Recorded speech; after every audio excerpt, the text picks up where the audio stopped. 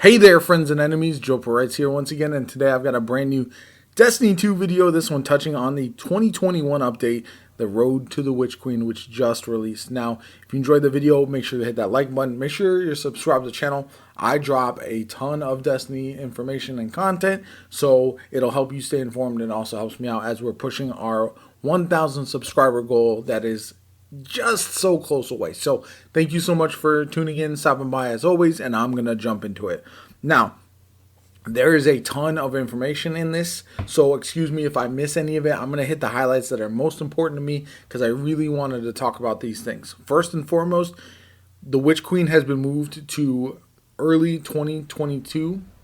Now, the reason for this, to give them more time. They also are adding another expansion after Lightfall, which is good news. So that means we're getting 3 full new expansions after starting next year with the Witch Queen, and I'm excited to see where that goes. They also mentioned that this is going to be the culmination, the final one of the light versus the darkness undertone overall story arc, and they want to continue to really push that narrative for the next few years. So that's exciting for me, not necessarily the moving the release date, but the fact that they have such long-term plans established and they're really going to be harkening on those going forward and keeping the narrative that we've really enjoyed the last couple seasons going forward. And that's something that I'm excited to see where it goes. I think there's a lot of stories they can tell, and I've really enjoyed the storytelling that we've gotten as of late. So like I said, interconnected narrative, light and darkness saga, they're calling it. Now, an everlasting evolving world. They want to refine their vision for PvP, crossplay, all that kind of good stuff, which they also talk about here. So, they are sunsetting. That makes sense. So basically they're getting rid of sunsetting going forward, and the weapons that we have, including like falling guillotine, will be usable in the raid next season, which is the Vault of Glass, officially coming season 14. Also the raid that comes with the Witch Queen as well, that's all going to be available. They're not going to be sunsetting weapons like they were. And so any weapon or armor that currently can be infused to max power will continue to be able to reach max power permanently. So they won't be capping the infusion on any weapons starting in season 14. And then, yeah, so Trusty, Falling Guillotine, all the high stat armor you've earned this year will take you on the raid of the Witch Queen. So that is fantastic news for a lot of people. I think sunsetting is something that makes sense in a game like this, to try to rotate guns and keep everything streamlined, but unfortunately the way it was implemented wasn't the best. So this is probably the smartest option going forward for everybody involved. And so they must consider more variables to game balance for upcoming seasons. So they'll see tuning when it comes to our biggest outliers, talking about Fellwinters and Warmind cells going forward pretty often, which is good. I think faster updates will alleviate the concerns with the lack of sunsetting. So, a power play. So instead of power cap going up by 50 each season, it's only going to be going up by 10 in between major expansions. This is pretty big because if you reach the max power in season 13, next season you'll only be doing the pinnacles, which is a good move. Everyone's been complaining about the power grind for a while. There's just too much of the old stuff that you have to do in order to get up to level to do the new stuff, and this gets rid of a lot of that. So that's an important factor. I hope that they still have reasons for you to go into the old content, whether it's new weapons, new armor, all that kind of good stuff. So from there, they go in and talk about PvP and their high-level vision of Crucible, which is direct player versus player competition, is essential in Destiny as an option to express mastery of your Guardian and showcase the strength of your arsenal against other players. So, what that means, in Season 15, they will be addressing 3-peaking, so not next season, but the season after. Emotes will be disabled, and players will be unable to pull out any third-person weapon that doesn't have ammo. This is something a lot of players have been complaining about. I know I've seen some pushback, oh, it's taking so long for a simple change, quote unquote, but I don't think it's that simple because emotes and swords are an integral part of the game, so that's why stuff like this takes for a while, so they don't rush that into Season 14, and then it breaks other things in the game. And I think that's important going forward.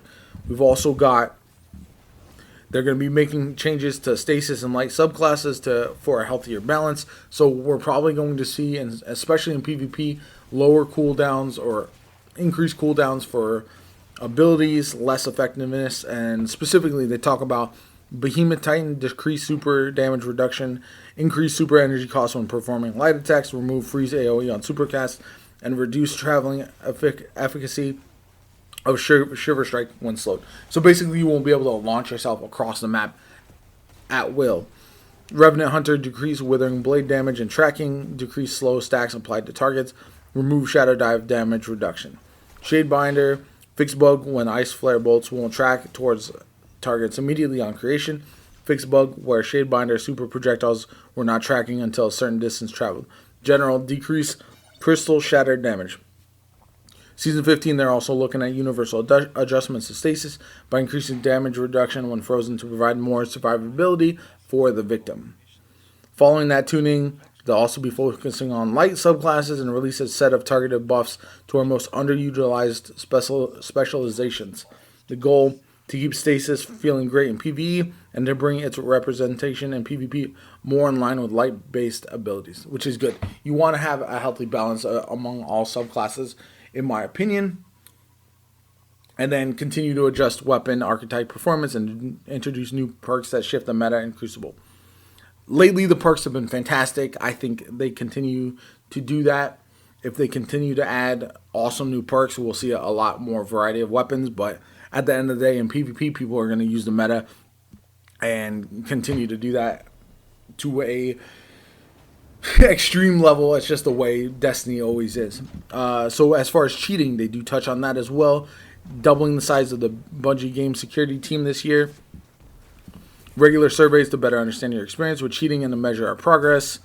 A strategy of aggressive legal action against cheat developers. And they're going to share more security news about the security team as well as gameplay balance and security in the future. Again, this is something that is, I think, more difficult than folks understand.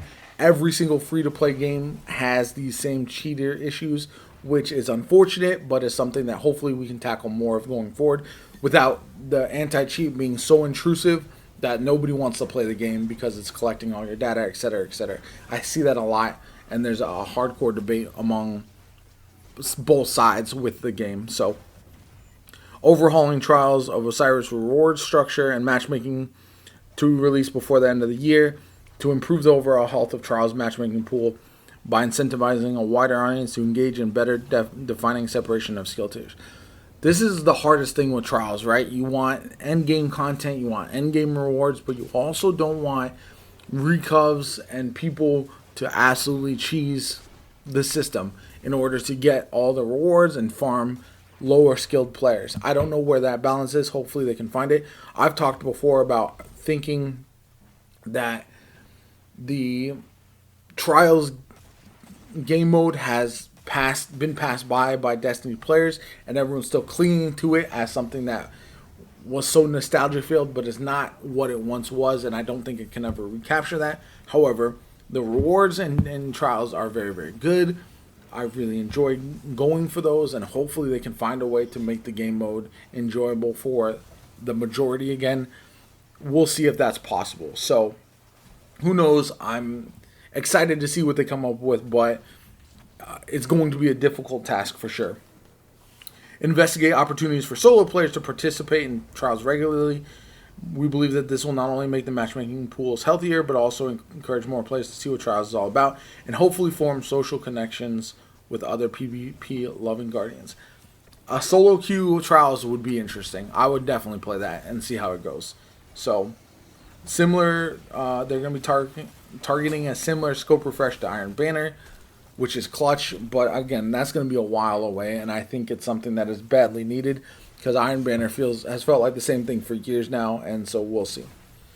Season 14 Vaulted Glass officially returning, as I mentioned earlier. That is huge. I'm very excited. They are going to have a 24-hour contest mode. They are going to have a world's first with different challenges because it's a reprised raid. We've already seen the raid before. We know what is to be expected, But I don't know how World's First is going to be handled there. I don't know if that's a good idea or not, but we'll have to wait and see.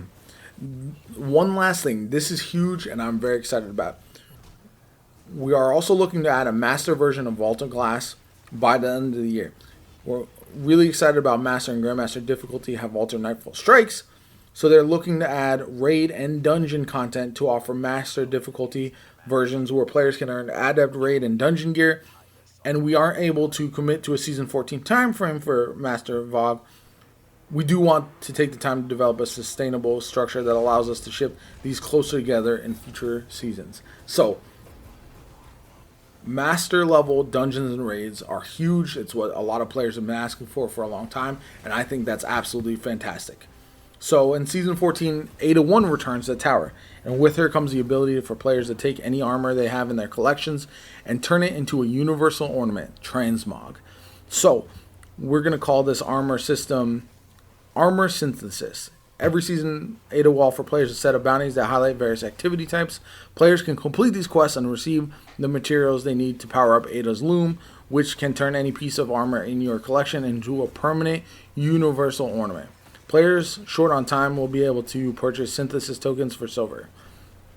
Once you've acquired some new universal ornaments, you will want to head over to the new appearance screen in the character menu where you can manage the ornaments on all your gear in one place. You also find that you can apply shaders here individually or on all pieces of your equipped gear with one click. Huge.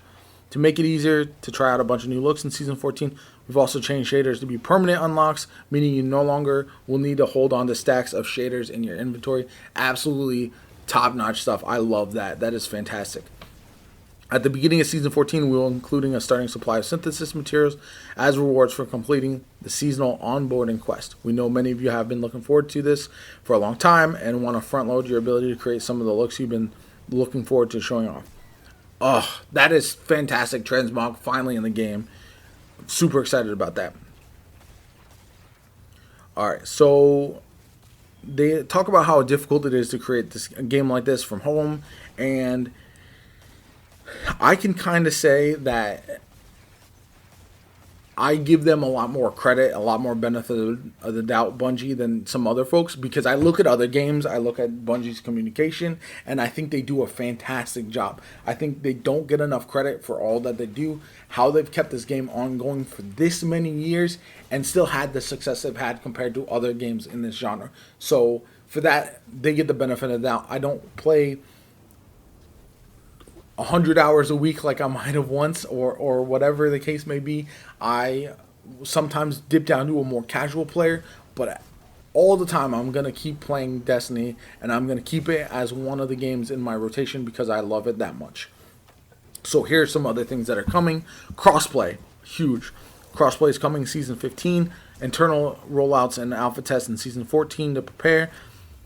Don't worry, we won't be matching console players and PC players together in the Crucible unless PC players specifically invite their console friends to play with them in the PC Crucible pools.